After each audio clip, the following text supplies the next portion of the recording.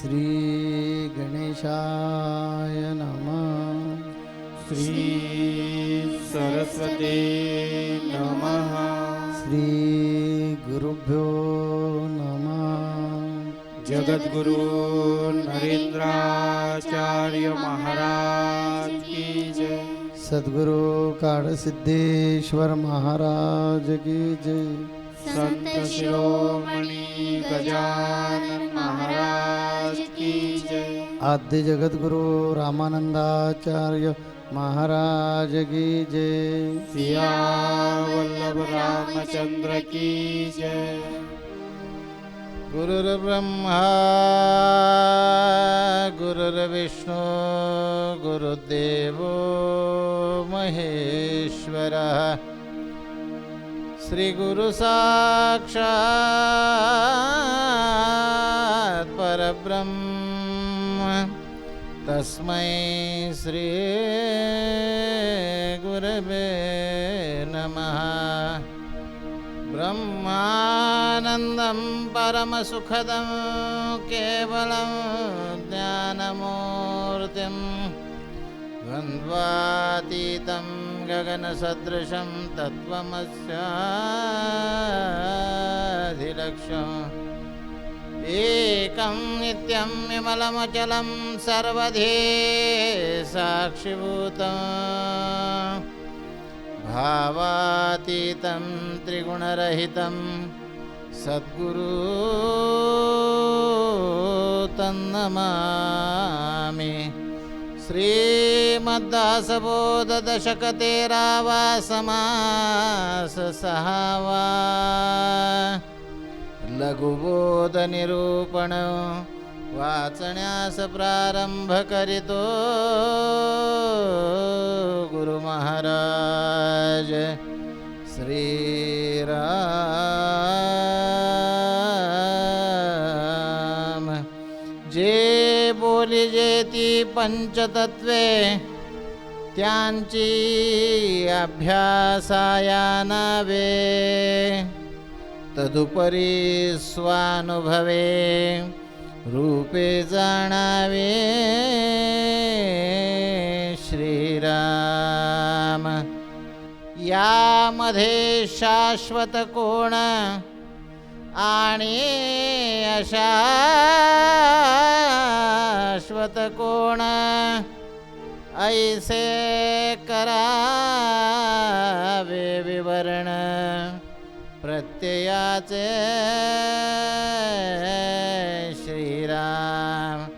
पंचभूतांचा विचार नावरूप सारा सार तोची बोलिला निर्धार सावध ऐका श्रीराम. पृथ्वी आप तेज वायो आकाश नावे बोलले सावकाश.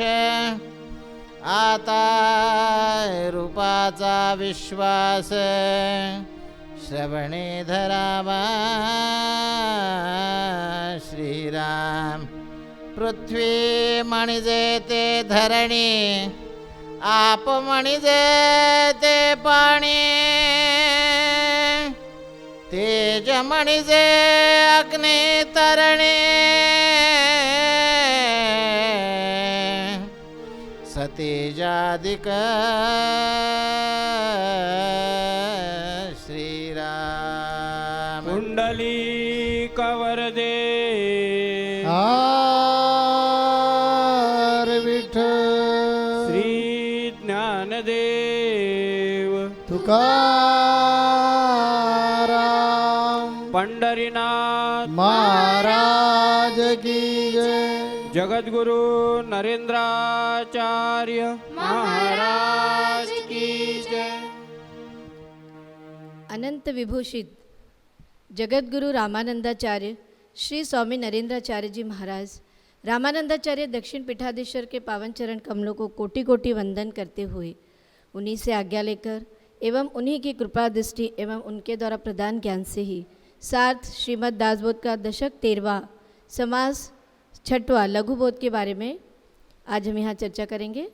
सत्संग में उपस्थित सभी गुरु भाई एवं बहनों को सांप्रदायिक श्री गुरुदेव। पिछले सत्संग में हमने सुना कहानी निरूपण के बारे में, जिसमें विश्व की उत्पत्ति और संहार के बारे में बताया गया। सद्गुरु अपने सशिष्य को समझा रहे कि विश्व की उत्पत्ति प्रकृति और पुरुष से हुई है, जिनके योग से मिलन से विष्णु का जन्म हुआ। विष्णु यानी कि सत्व गुण। विष्णु से ब्रह्मदेव की उत्पत्ति हुई है, जिसे कि रजोगुण, और उसके बाद में होती है शिव यानी कि संहार यानी कि तमोगुण की उत्पत्ति हुई है। तो तीन गुण के बारे में तो हमने जान लिया है। ये जो संसार है, ये जो दृश्य है, ये जो नरदेह है, ये अष्टधा प्रकृति से बना है, यानी कि 5 तत्वों से, 5 महाभूतों से बना हुआ है। तो समर्थ यहाँ पे ये कहना चाह रहे हैं कि ये जो दृश्य रूप है, ये कभी भी कायम स्वरूप टिकता नहीं है। इसका स्वरूप जो रहता है ये कायम स्वरूप नहीं रहता है। लेकिन ये 5 तत्व है क्या, इसके बारे में हम जानेंगे, इसका नाम जानेंगे। इसमें शाश्वत क्या है, अशाश्वत क्या है, सार क्या है, असार क्या है, साकार क्या है, आकार क्या है, निराकार क्या है, इसके बारे में हम यहाँ पे चर्चा करेंगे। तो सबसे पहले हम जानेंगे कि ये जो 5 तत्व हैं उनके नाम क्या है। तो जो 5 तत्व हैं उनका नाम है पृथ्वी, पानी, अग्नि, वायु और आकाश। जिस तरह की जब हम चावल पकाते हैं तो चावल जब पकता है तो क्या उस चावल के अंदर पूरे हाथ डाल के हम देखते हैं क्या? सिर्फ एक चावल को हम निकालते हैं और दबा के देखते हैं तो पूरा चावल पक गया है कि नहीं, इसके बारे में हमें ज्ञान हो जाता है। उसी तरह इसमें शाश्वत क्या है, अशाश्वत क्या है, ये हमें ज्ञान से पता करना होता है। तो जो पृथ्वी की संरचना है, जिसके बारे में कहा गया कि पृथ्वी की संरचना जो है वो मिट्टी से बनी है, वो कभी बनती है कभी मिट जाती है। पानी के बारे में भी यही, कभी बाढ़ आती है और कभी पानी पूरी तरह से सूख चुका रहता है। वायु के बारे में भी यही कहा जाता है कि वायु कभी चलती है कभी रुक जाती है। अग्नि यानी सूर्य तेज है तो अग्नि भी कभी जलती है कभी बुझ जाती है। आकाश जो है यहाँ से लेकर वहाँ अनंत तक, वो कहाँ तक फैला है इसके बारे में कोई भी नहीं जानता है। तो इसमें आखिर शाश्वत क्या है? तो शाश्वत जानने के लिए समझ ने यहाँ कहा है कि ज्ञान की आवश्यकता है। और वो ज्ञान हमें कौन देगा? तो ज्ञान हमें सद्गुरु देते हैं। सद्गुरु हमें क्या ज्ञान देते हैं? तो नाशिवंत देह जाणार सकळ, आयुष्य खातो काळ सावधान, क्षणभंगूर हे जाय न करता, रासीले सत्ता नाही हाती। यानी कि ये जो नरदेह है ये क्षणभंगूर है, ये किसी भी वक्त समाप्त हो सकता है। ये जो दृश्य हमें दिख रहा है ये भी किसी भी पल समाप्त हो सकता है। जैसे प्रलय आता है तो सभी कुछ समाप्त हो जाता है। तो आखिर बचता क्या है, शाश्वत क्या है? ये सब नाशवंत है, अशाश्वत है, तो शाश्वत क्या है? तो शाश्वत कहा गया है कि आत्मा होती है। तो आत्मा के बारे में जानना बहुत बहुत ज़्यादा कठिन होता है। तो इसका ज्ञान हमें कौन देगा? तो इसका ज्ञान हमें सद्गुरु देंगे कि आत्मा क्या है। हम जब सद्गुरु से, किसी संत या महंत से हम पूछते हैं कि आत्मा क्या है, तो वो उत्तर हमें क्या देते हैं कि आत्मा शाश्वत है, अमर है, अविनाशी है। आत्मा को जलाया नहीं जा सकता, गिला नहीं किया जा सकता है। आत्मा हमेशा बार बार हमारे कर्मों के आधार पर बार बार जन्म लेती है। तो हम एक उदाहरण से इसको स्पष्ट करेंगे कि आत्मा कैसे बार बार जन्म लेती है। आत्मा अमर है, अविनाशी है। गीता में भी यही कहा है श्री कृष्ण ने कि आत्मा अमर है, अविनाशी है। आत्मा हमारे कर्मों के आधार पे बार बार जन्म लेती है। वो कैसे? तो एक बार एक सद्गुरु अपने शिष्यों को लेकर गांव भ्रमण करने के लिए निकले रहते हैं। तो रास्ते में चलते चलते गांव से जब वो पार होते रहते तो एक जगह नदी बहती रहती। नदी पे कुछ मछुआरे रहते। हम देखते हैं कि वो जाल वाल लगा के जैसे मछली पकड़ते रहते हैं। तो वैसे मछुआरे मछली पकड़ते रहते हैं। तो जो गुरु के शिष्य रहते हैं उनको पता रहता है कि ये पाप कर्म है, इसका फल हमें भुगतना होगा। तो वो जाके उनको रोकते हैं कि बाबा मत पकड़ो, मछली को मत पकड़ो, मत मारो। तो बोलते हैं अरे तुम कौन होते हो ऐसा बताने वाले? जब हम इतने छोटे छोटे थे तो हमारे दादा परदादा हमको कंधे में बिठा के यहाँ लाते थे। हमारा ये व्यवसाय है, हमारा धंधा है, बिजनेस है, हम तो ये पकड़ेंगे, तुम कौन होते हमको ये सब बताने वाले? और आपस में मारपीट होने लग जाती। सद्गुरु जाके उनको रोकते हैं अपने शिष्य को और वो आगे चले जाते हैं। और आगे जाते जाते कई गांव भ्रमण करते करते कई वर्षों के बाद जब वो वापस लौट के आते हैं, ध्यान से सुनिएगा, जब वो वापस लौट के आते हैं तो क्या देखते हैं? वो जब आते हैं तो वही नदी के किनारे आता है। तो उन शिष्यों को, भक्तों को याद आता है। वो बोलते हैं स्वामी स्वामी आपको याद है क्या, वो वाली जगह, वो नदी के किनारे वो मछुआरे होते थे, अभी कहाँ हैं? तो जो आत्मज्ञानी सद्गुरु होते हैं वही ज्ञान के माध्यम से बता सकते हैं ना कि आत्मा अमर है, अविनाशी, वो कैसे बार बार जन्म लेती है। तो बोलते हैं आगे आगे चलो, देखो आगे क्या है। तो आगे जाके जब शिष्य उनके देखते हैं तो रास्ते में एक सांप पड़ा रहता है, बड़े मुश्किल से रेंगता रहता है, उसकी पूंछ कटी रहती है, आँख फूटी रहती है, आँख से वो अंधा रहता है और असंख्य लाल चींटियाँ उसको काटते रहती है। तो शिष्यों को दया आती है, वो जाके उनको हटाने की कोशिश करते हैं। तो सद्गुरु उनसे कहते हैं ये वही मछुआरा है जिसको तुमने रोका था पाप कर्म करने से, ये जो सांप बना है ये वही मछुआरा है, और ये जो चींटियाँ हैं, असंख्य लाल जो चींटियाँ हैं, ये वही मछलियाँ हैं जिनको ये मारता था और मार कर के खाता था। कहने का तात्पर्य क्या है कि जो आत्मा होती है वो बार बार जन्म लेती है, बार बार जन्म लेती है। अगर हमने अच्छे कर्म किए, अच्छा कार्य किया, तो ही हमें इस तरह के जो गलत कार्य होता है या जो पाप कर्म होते हैं उससे हमें वो रोकती है। तो हमने अध्यात्म के मार्ग से देखा है कि आत्मा बार बार जन्म लेती है।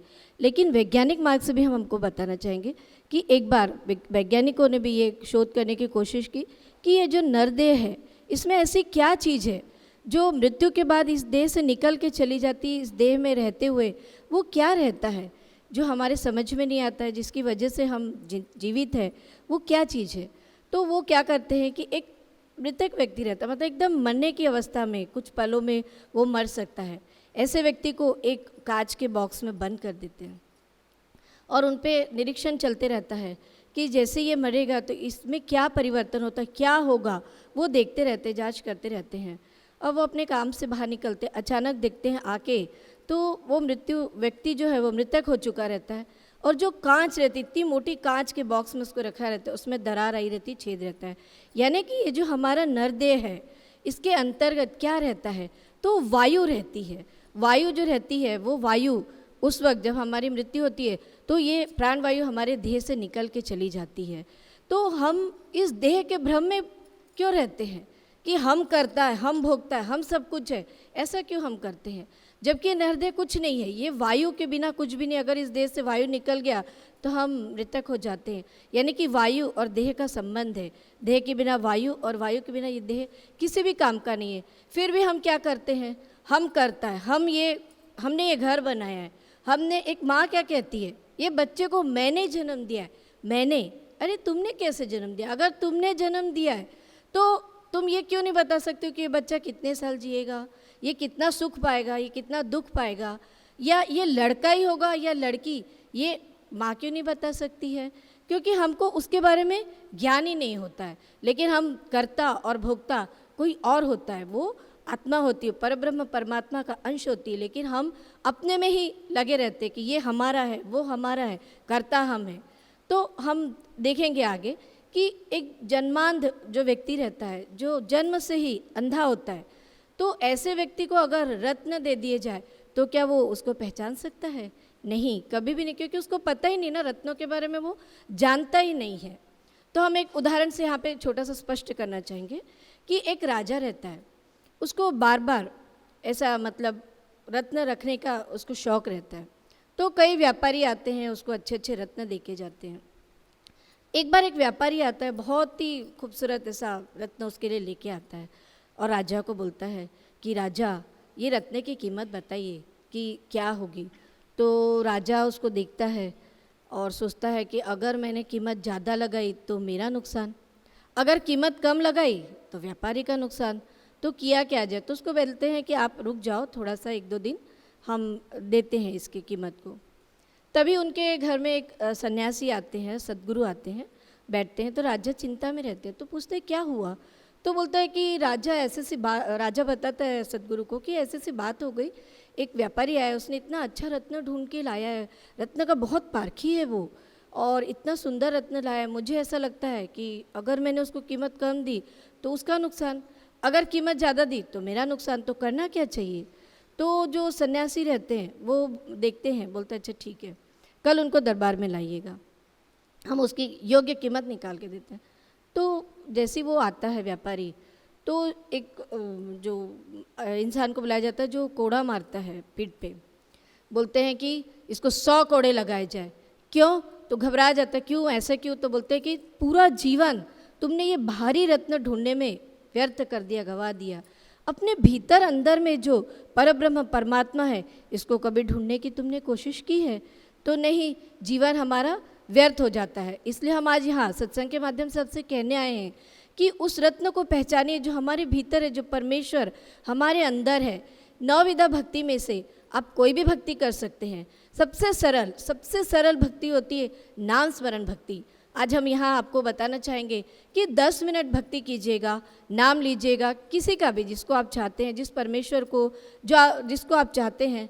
अगर आप चाहते हैं तो हम जो बताएंगे वो भक्ति आप करना चाहे तो हम बताएंगे कि 10 मिनट ओम नरेंद्र नाथाय नमः, ओम नरेंद्र नाथाय नमः, ओम नरेंद्र नाथाय नमः। इस नाम का स्मरण अगर आप बार बार करते हैं तो आपके जीवन में जो दुख है, जो तकलीफ है, या आत्मा के बारे में या इस देह के बारे में जो शाश्वत नहीं है, और इस देह को हम अपना समझ के बैठे हुए कि ये देह हमारा है, इसमें जो आत्मा है वो अमर है, अविनाशी है, उस परब्रह्म परमात्मा का स्वरूप है। तो हम इस तरह नाम स्मरण भक्ति जब करते रहेंगे तो नाम लेने से हम देव जो होता है नाम का भुकेला होता है। देव नावाचा भुकेला, नाव घेता कोणी वाया गेला, ऐसा कोणी ऐकला, सांगा हो संत सज्जन। यानी कि नाम लेने से किसी का कुछ बुरा हुआ है आज तक? कभी भी नहीं। नाम की शक्ति इतनी ज़्यादा रहती है कि वो नाव तुझे रे, नाव तुझे रे, नाव तुझे देवा नारायणा, फोड़ी पाषाणाला पाना।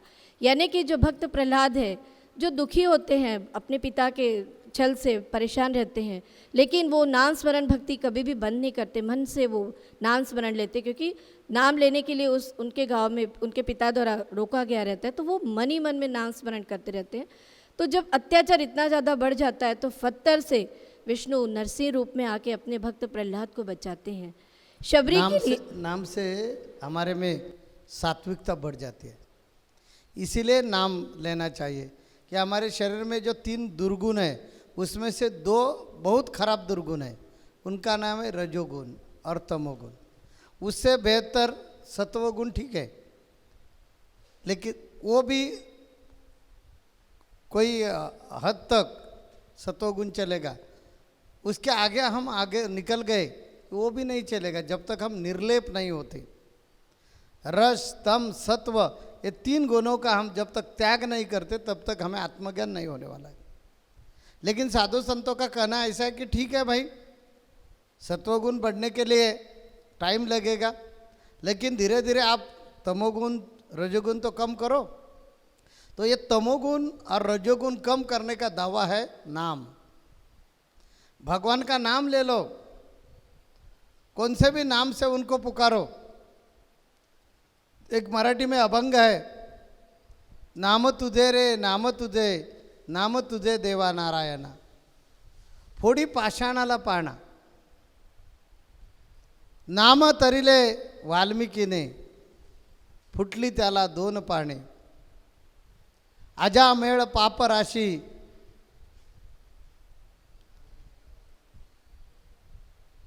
नामे गेला वैकुंठासी।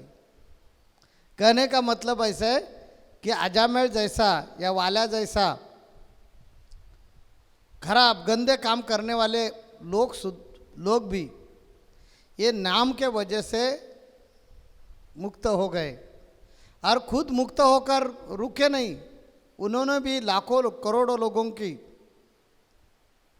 मुक्ति मिलवाने का मार्ग सुलभ करवा के रखा। ऐसे नाम में शक्ति है। इसी कारण आपके पास टाइम नहीं है, ठीक है, मानने मंजूर है, हमें 10 मिनट तो निकालिए, खुद के भलाई के लिए 10 मिनट निकालिए, और आपका मन जो है वो सात्विक बनाओ। ये मन कैसा है? दर्पण जैसा है। दर्पण पर धूल आ गई तो हमारा ही चेहरा, हम ही वो धूल में कैसे दिखेंगे? दर्पण साफ है तब हम वहाँ भी अच्छे दिखेंगे। तो ये मन साफ करने का दवा नामस्मरण है, नाम है। मन साफ करो, तोरा मन दर्पण कहलाए, भले बुरे कर्म सारे कर्मों को देखे और दिखाए, तोरा मन दर्पण कहलाए। मन ही देवता मन ही ईश्वर। मन देवता है, मन ही ईश्वर, मन से बड़ा ना कोई। या जो लघु बोध है, ये लघु बोध से हमने क्या सीखने का है? समर्थ रामदास स्वामी जी हमें क्या समझाना चाहते हैं?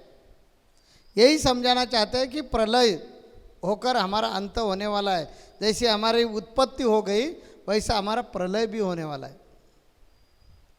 हम इंसान का जन्म लेकर आ गए, लेकिन जो चराचर में है, ब्रह्मांड में है, वो हमें क्यों नहीं दिखता? इसलिए नहीं दिखता कि हम माया जाल में फंस गए हैं। और ये माया जाल से बाहर आने का है। हम बाहर आ गए या नहीं आ गए वो समझना चाहिए। तो भगवान ने हमें मन रूपी दर्पण आपके ही सामने रखा है। हमारा ही मन दर्पण का काम करता है, उसमें खुद को देखिए। मन ही देवता मन ही ईश्वर, मन से बड़ा न कोई। यह हमारा जो मन है, ये मन से बड़ा कोई नहीं है। ये मन साफ हो गया तो पूरे सृष्टि का आकलन हमें हो जाएगा। ये मन हमारा जो है वो अवगुण से भरा हुआ है। इसी कारण हर जगह में हमें शंका आशंका दिखते हैं, आशंका आते हैं। यह ऐसा कैसा, ऐसा नहीं हो सकता। ऐसे जो मन में आशंका आती है, शंका आते हैं, इसका कारण है अज्ञान। यह अज्ञान हमारा मन साफ हो जाएगा तब निकल जाएगा। मन उजियारा जब जब फैले, जग उजियारा होय। कवि क्या बोलते हैं देखिए, कि मन जब हमारा खुल जाएगा, मन उजियारा जब जब फैले जग उजियारा होय। इस उजले दर्पण पानी, ये दर्पण पर पानी गिर गया, ये धूल जमने न पाई। कि उसके ऊपर जो अज्ञान रूपी जो धूल बैठी है वो निकल गई, क्या हमें पूरा साफ सुथरा दिखेगा। और मालूम हो जाएगा कि जो साधु संत बोलते हैं कि जो चराचर में है, अरे वो ये आप है, उसका ज्ञान आपको हो जाएगा। सुख की कलिया दुख के काटे, मन सबका आधार। यह मन सबको आधार देता है। मन से कोई बात छुपे ना, मन के नैन हजार। जग से चाहे भाग ले कोई, मन से भाग न कोई। ये मन से हम कभी भाग नहीं सकते। इसलिए ये मन साफ करो, ये मन पवित्र करो। ये मन रूपी दर्पण साफ कैसे करने का, ये सत्संग में सिखाया जाता है। इसी कारण सत्संग में आना चाहिए। हर हफ्ते का सत्संग जो है वो सत्संग करना आवश्यक है। सिर्फ हमने नहीं करना चाहिए, हमारे बच्चों को भी करने की आवश्यकता है। क्योंकि हमारे बच्चों पर भी ऐसे संस्कार होना आवश्यक है। तो आगे वो हमें अच्छे ढंग से देखेगा, अच्छे ढंग से संभालेगा। जैसे हमने हमारे हाथों से हमारा उद्धार करवा के ले लिया, वैसे हमारे बच्चों का भी होना चाहिए। इसी कारण हम सत्संग में आएंगे ही, लेकिन हमारे बच्चों लोगों को भी हम सत्संग में लाएंगे। ये आज तय करवा के आप जाइए। और इससे आगे जो जो सत्संग हो जाएगा वो सत्संग में अपने बच्चों लोगों को भी लाइए। और ये सत्संग में जो आधा घंटा प्रवचन होता है वो सुनकर आप और अपने बच्चों का भविष्य का कल्याण करो। हमारा आशीर्वाद आपके साथ है। जगत गुरु नरेंद्राचार्य महाराज की जय। सद्गुरु काड़ सिद्धेश्वर महाराज की जय।